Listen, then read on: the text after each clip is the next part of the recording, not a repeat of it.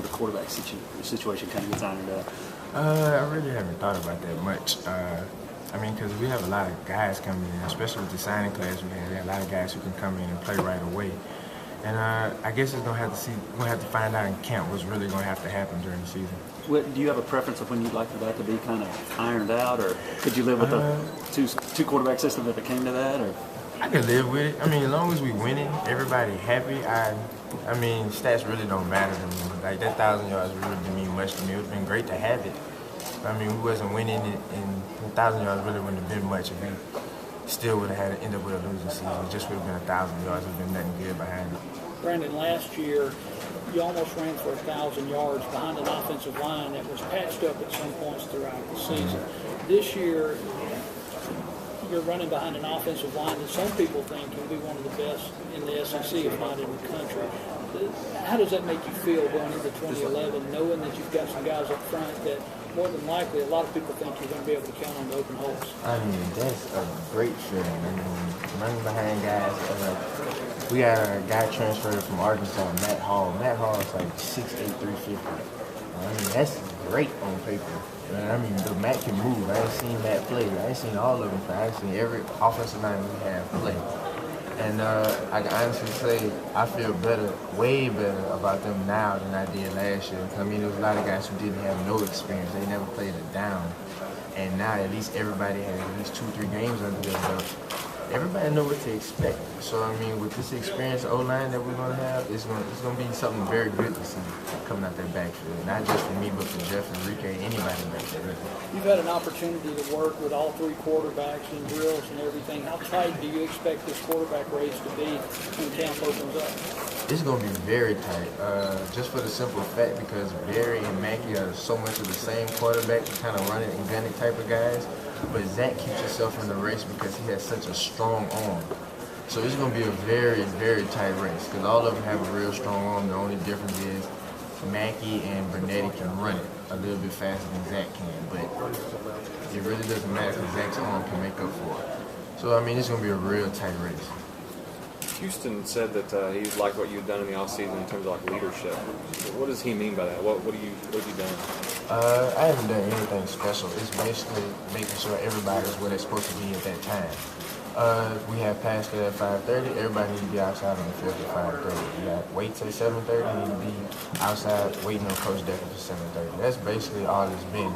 It's been guys been over, just kind of remind them. I'm not no yell type guy. I'll walk over and tell you what I have to say to you in your face without everybody else having to know what I have to say.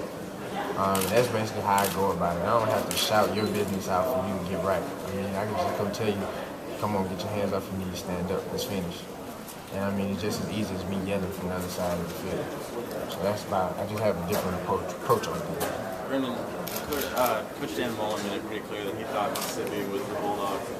Mississippi State was the control of the state. What is your opinion on that? I mean, he can say that right now. They did beat us 2 years straight. I mean, they can talk, but we still have to play another game. And so until that game is over, that's when our talk is. You talk to other students about the billboards that Mississippi State put up throughout the state. I mean, what does everybody in Oxford kind of everybody in Oxford think it's funny. I mean, especially me, I drive from Louisiana to Oxford, so I got to drive past the Starkville exit. And you kind of see a big billboard, him pointing saying, Mississippi, this is our state. And it's just, okay, if this is your state, why isn't the state capital right there? Why does everybody else go to Ole Miss? So it's kind of just funny just looking at the billboard. I mean, like I said, it's just all talk right now, but like I said, we still have another game to play. Until they have to stop playing, let's just stop talking. The same as Coach said, I'm sure the results is what you want. How do you find the balance between while you're waiting for the game and seeing that? Is it important to own Mississippi? Yeah, it's very important to own Mississippi. I mean, that helps with recruiting, and I mean, just all type of stuff. The school and enrollment, all that. I mean, that's how big that battle is. It's whoever wins, that's who has the highest enrollment class or something like that.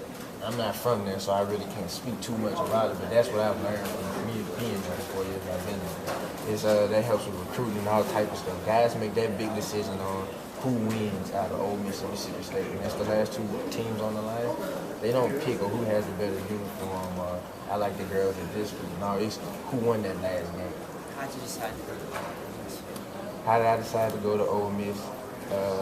After I heard LSU wanted me to play safety, it became Ole Miss and Alabama. I was watching the Ole Miss Alabama game, and it was a real close game. Ole Miss could have actually beat Alabama, but to me it looked like the guy kind of pushed Shea Hayes out of bounds before he could catch it, which would have set him up for a touchdown. And Ole Miss lost that game, and my mom asked me, she said, "Where you want to go?" I said, "I want to go to Ole Miss." She said, "Why? They lost." I said, "Well, they could have won that game if they got the right call." And so that kind of made my decision for me. Did State ever knock you down the senior man? Oh no, I never heard of him. So what if the ref would have made the right call? Would you have gone to Alabama? No, Ole Miss would have won that game, so I still would have won. Brandon, Ole Miss has done some marketing of their own of late.